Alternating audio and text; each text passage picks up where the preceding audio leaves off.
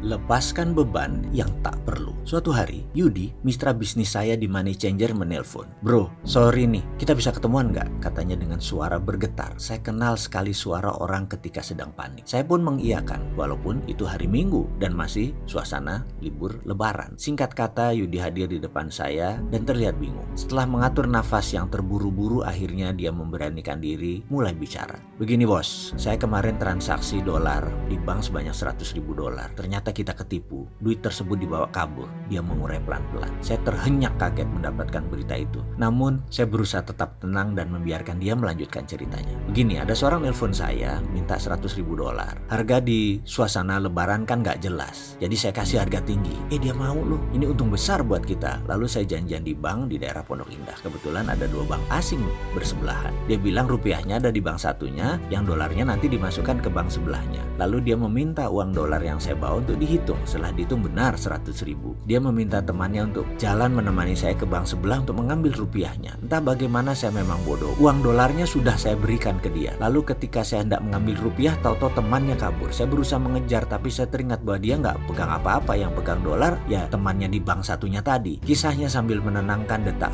jantungnya yang galau. Saya tak banyak berpikir. Yang saya fokuskan hanya bagaimana uang tersebut bisa kembali. Yang saya minta tentunya dia bertanggung jawab. Dia berkata, "Saya bertanggung jawab. Saya akan cari sana sini, dan kalau nggak bisa juga ya saya pinjam orang tua saya." Kata-kata tersebut membuat saya tenang. Saya tahu ayahnya memiliki kemampuan untuk angka tersebut. Namun di kepala saya terbersit kemungkinan yang berat terlaksana. Masalah itu bukan uang saya. Dari perputaran uang tersebut ada lebih 60 orang yang mempercayai keuangannya dikelola oleh saya dalam Money Changer tersebut. Jadi saya rasa kehilangan uang tersebut harus saya laporkan. Tapi apakah kira-kira Yudi bisa membayar tanpa perlu saya melaporkan kejadian ini kepada pemilik? Saya optimis, saya bisa selesaikan dengan cepat. Saya yakin Yudi berkomitmen dengan kata-katanya. Tahu nggak apa yang terjadi? Setelah itu Yudi hilang di telan bumi. Dia pergi tanpa tanggung jawab, menghilang. Kata orang dia pindah ke Sulawesi Tengah. Tanpa pesan, tinggallah saya menahan marah tak terhingga. Saya harus menghadapi para pemilik modal dan pastinya saya harus bertanggung jawab mengembalikan uang mereka. Hal ini membuat hati saya terluka,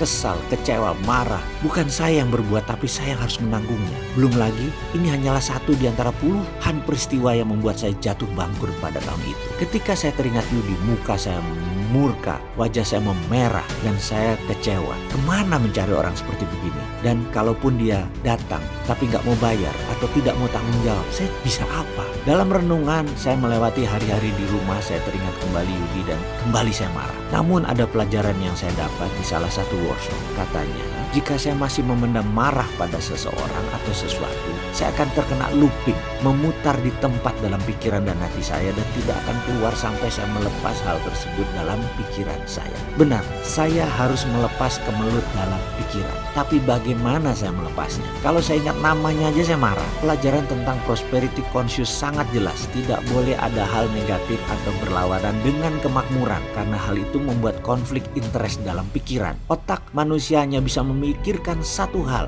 Jadi jika ada yang lain akan mengantri di belakang pikiran yang sedang difokuskan. Bagaimana uang bisa datang kalau yang di depan adalah kemarahan terhadap Yudi? Kalau mengikuti materi prosperity conscious, saya harus memaafkan Yudi. Ya, sekali lagi, memaafkan, mencintai, dan mendoakan dirinya sukses selalu. Ini pelajaran gila menurut saya. Saya harus mengasihi sampai benar-benar tulus kepada orang yang melukai diri saya. Ego saya mengatakan saya tidak akan pernah bisa memaafkan pengecut ini. Tapi di sisi lain batin saya mengatakan saya ingin hidup damai dan penuh kemudahan. Untungnya saya bukan orang yang rumit. Untungnya saya bukan orang yang senang susah. Saya lebih baik berdamai dengan diri sendiri. Poinnya begini, bayangkan saya di hadapan Anda. Lalu saya meminta Anda mengangkat kedua belah tangan Anda, telapaknya menengadah ke atas. Di tangan saya ada satu buah bolpen dan satu buah ponsel. Bolpen saya letakkan di tangan kiri Anda. Ponsel saya letakkan di tangan kanan Anda. Dan kemudian saya akan bertanya kepada Anda sahabat, mana yang lebih berat? Anda pasti mengatakan ponsel di tangan kanan yang lebih berat. Lalu saya angkat ponsel tersebut dan saya letakkan di meja. Bolpen masih di tangan kiri Anda. Lalu saya bertanya sekali lagi kepada Anda sahabat, bolpen ini ringan kan daripada ponsel? Anda pasti jawab benar. Lalu saya akan bertanya, bagaimana jika bolpen di tangan kiri ini Anda pegang 5 jam ke depan? Apakah bisa? Tentu Anda akan bilang, berat menahan bolpen selama 5 jam di tangan. Pertanyaan saya adalah, yang berat itu bolpennya atau lamanya. Anda pasti menjawab lamanya. Nah, inilah yang saya maksud dengan masalah saya tadi. Jika saya menggenggam terus kemarahan dengan Yudi, maka semakin diulang semakin memberat. Semakin lama saya pegang semakin berat. Saat itu juga saya memutuskan untuk menjalankan apa yang saya pelajari, yaitu forgiving of others. Saya memutuskan untuk mencintai Yudi dengan tulus dan utuh. Saya bawa dalam doa. Setiap saat saya teringat Yudi, saya doakan dia. Saya lupakan semua peristiwa yang telah dia lakukan. Saya lupa berapa lama saya melakukannya. Saya hanya ingat yang ada hanya ketulusan. Saya sudah mengikhlaskan semuanya.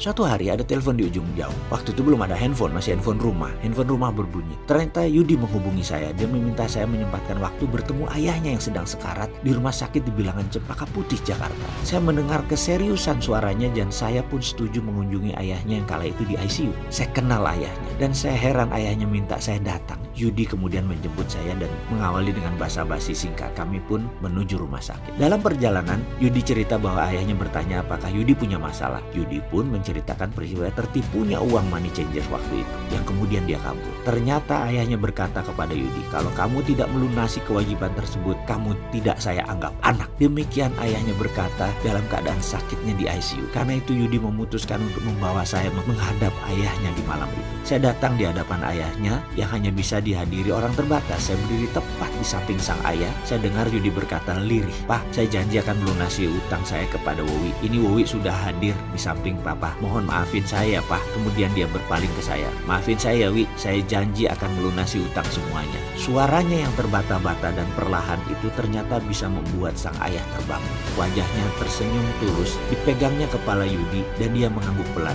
"Ya anakku, ya," katanya. Lalu dia mengangkat wajahnya ke atas dan Allahu Akbar, dia mengatakan sebuah kata dan ternyata itu adalah kata-kata terakhir karena dia menghembuskan nafas terakhirnya di hadapan saya dan Yudi. Saya lemas. Yudi tersungkur. Tak lama kemudian seluruh tim medis dan keluarga mengambil alih suasana. Saya menatap Yudi yang terdiam, kemudian saya tertunduk. Ya Allah, inilah kekuatan melakukan